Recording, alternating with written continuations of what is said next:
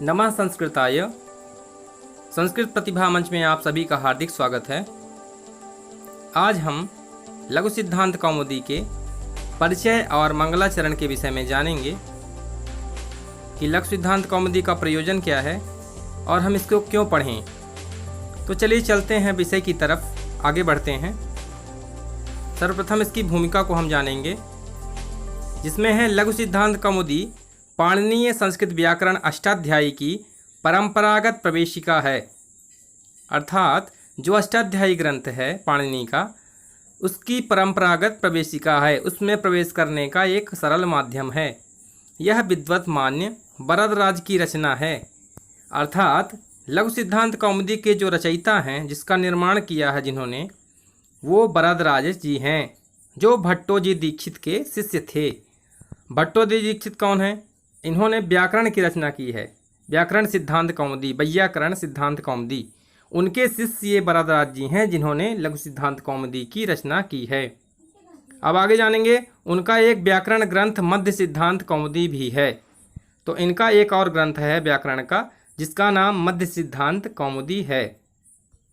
अब आगे देखेंगे, लघु सिद्धांत कौमुदी में पाणिनि के सूत्रों को एक नए क्रम में रखा गया है, ताकि एक विषय से संबंधित सूत्र के साथ रहें। लघु सिद्धांत कौमुदी जो एक ग्रंथ है, इसमें पाणिनि के सूत्रों को एक नए क्रम में रखा गया है। जैसे कि अष्टाध्यायी है, उसमें क्रमबद्ध रूप से सूत्रों का वर्णन है। अब जो ये लघु सिद्धांत कौमुदी है, इसमें पाणिनि के सूत्रों को एक नए क्रम में रखा गया है, ताकि एक विषय से संबंधित सूत्र एक साथ रहें। हमको जहाँ पे जिस सूत्र की ज़रूरत हो, हम उसको लगा सकते हैं, उसके विषय में जान सकते हैं। तो ऐसा ये बनाया गया है, भूमिका थी। अब है सिद्धांत कौमुदी संस्कृत व्याकरण का ग्रंथ है, जिसके रचयिता भट्टोजी दीक्षित हैं। इसका पूरा नाम वैयाकरण सिद्धांत कौमुदी है। अब इसका जो सिद्धांत कौमुदी के बारे में हमने बताया, उसका क्या है, वो संस्कृत व्याकरण का एक प्रसिद्ध ग्रंथ है, जिसके रचयिता भट्टोजी दीक्षित हैं, और इसका नाम वैयाकरण सिद्धांत कौमुदी है। भट्टोजी दीक्षित ने प्रक्रिया कौमुदी के आधार पर सिद्धांत कौमुदी की रचना की। प्रक्रिया कौमुदी एक ग्रंथ है, उसके आधार पर सिद्धांत कौमुदी की रचना इन्होंने भट्टोजी दीक्षित ने किया। इस ग्रंथ पर उन्होंने स्वयं प्रौढ़ मनोरमा टीका लिखी है। ग्रंथ को आधार मानकर वो प्रौढ़ मनोरमा नाम की टीका इस पे लिखे हैं। भट्टोजी दीक्षित के शिष्य वरदराज भी व्याकरण के महान पंडित हुए। अब जो लघु सिद्धांत के कर्ता हैं, उसके रचयिता हैं, उसके लेखक हैं, उनके बारे में कह रहा है कि वरदराज भी व्याकरण के महान पंडित हुए हैं। तो वह भी बहुत अच्छा व्याकरण का ज्ञान रखने वाले थे। उन्होंने लघु सिद्धांत कौमुदी की रचना की, तो उनके द्वारा यह ग्रंथ प्रतिपादित किया गया है। पाणिनि व्याकरण के अध्ययन की परिपाटी में पाणिनि सूत्र पाठ के क्रम को आधार माना जाता है। तो जो पाणिनि सूत्र पाठ है, अष्टाध्यायी है, उसके क्रम को आधार मानते हुए लघु सिद्धांत में बताया गया है। यह क्रम प्रयोग सिद्धि की दृष्टि से कठिन था, क्योंकि एक ही प्रयोग का साधन करने के लिए विभिन्न अध्यायों में सूत्र लगाने पड़ते थे। अब एक ही सूत्र का प्रयोग कई विभिन्न स्थानों पर करना पड़ता था, इसलिए उन्होंने लघु सिद्धांत की रचना की।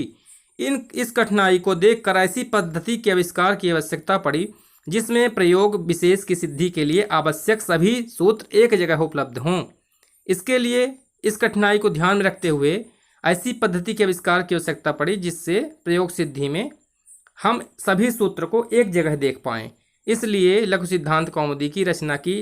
विभिन्न विषयों को चुनते हुए, उनके उदाहरणों को देखते हुए, साथ में उनको सूत्रों को प्रतिपादित किया गया, जिससे जहाँ पे हमें जो सूत्र की ज़रूरत पड़े, जिस उदाहरण में जिस सूत्र को हमें लगाना है, वो हम आसानी से इसमें लगा सकते हैं। तो लघु सिद्धांत कौमुदी का जो सबसे पहला प्रकरण है, वह है संज्ञा प्रकरण।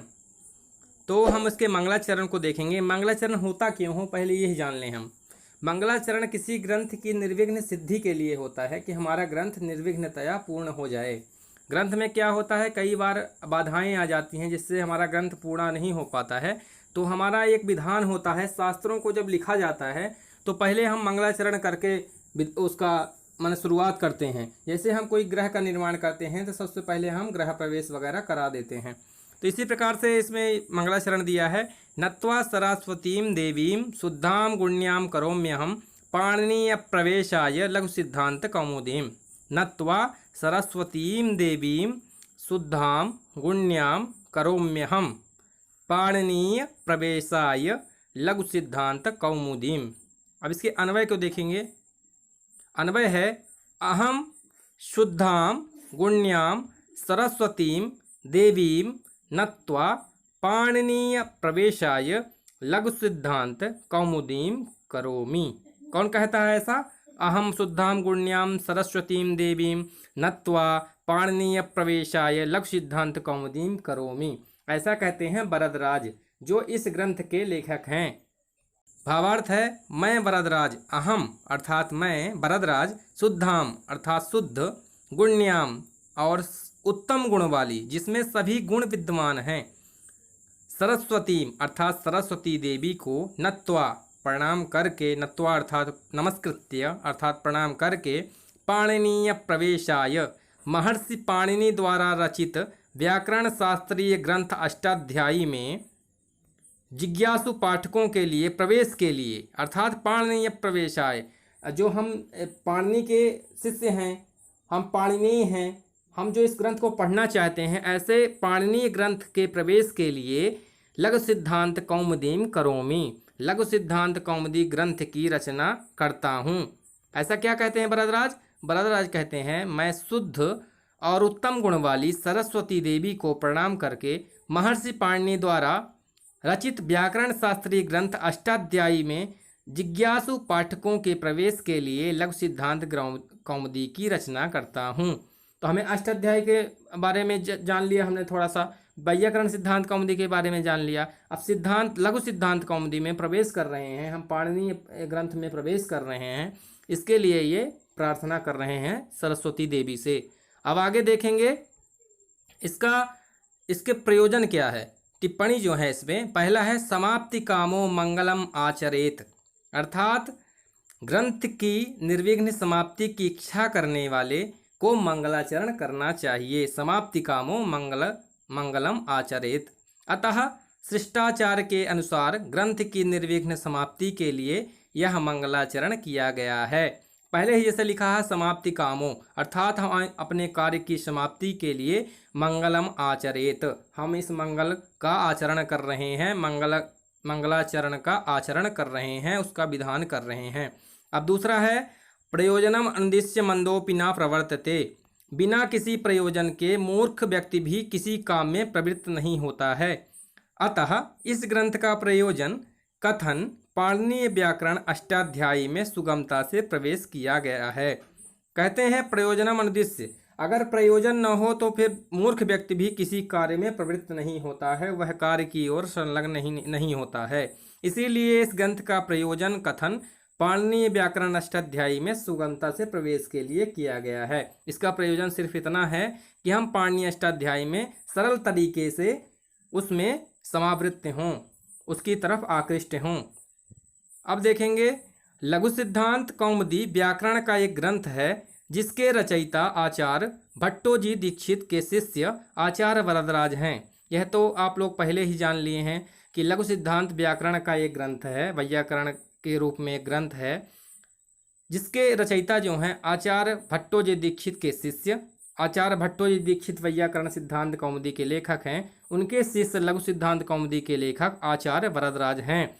आचार्य प्रवर ने पाणिनीय अष्टाध्यायी को सुगमता और प्रासंगिकता के आधार पर लघु करते हुए अष्टाध्यायी के मात्र 1275 सूत्रों तथा उससे संबंधित वार्तिकों के साथ इस ग्रंथ की रचना की। आचार्य प्रवर ने पाणिनीय अष्टाध्यायी को सुगमता और प्रासंगिकता के आधार पर लघु करते हुए, तो वरदराजाचार्य जी ने अष्टाध्यायी को सरल तरीके से और प्रासंगिक बनाते हुए, उसको छोटा करते हुए, क्योंकि सब लोगों को बस में नहीं है इतना सब कार्जित ज्ञान करने का, तो इसलिए उसको छोटा करके लघु रूप हम लोगों के समक्ष प्रस्तुत कर रहे हैं। उससे संबंधित वार्तिक भी इसमें उन्होंने समाहित किए हैं। इस ग्रंथ में उन्होंने वार्तिक सूत्र सभी का समाहार किया है। यह ग्रंथ आज के समय में व्याकरण के क्षेत्र में सर्वाधिक पढ़ा जाने वाला ग्रंथ है। अब क्यों है पढ़ा जाने वाला ग्रंथ? तो यह है सरल, लघु है, छोटा है, सुगमता से हमें इसका अध्ययन हो जाता है, इसलिए सभी लोग लघु सिद्धांत कौमुदी इस ग्रंथ का पठन पाठन कराते हैं। यह ग्रंथ आज के समय में व्याकरण का सर्वाधिक पढ़ा जाने वाला ग्रंथ है। यह सभी को सरल रूप से सबके अंदर इसका समावेश हो जाता है, इसीलिए हम इस ग्रंथ को पढ़ते हैं। आज के लिए इतना ही। आप सभी का बहुत बहुत धन्यवाद। इस वीडियो को ज़्यादा से ज़्यादा लाइक, सब्सक्राइब और शेयर करें। फिर से आप सभी का एक बार पुनः धन्यवाद। नमो नमः।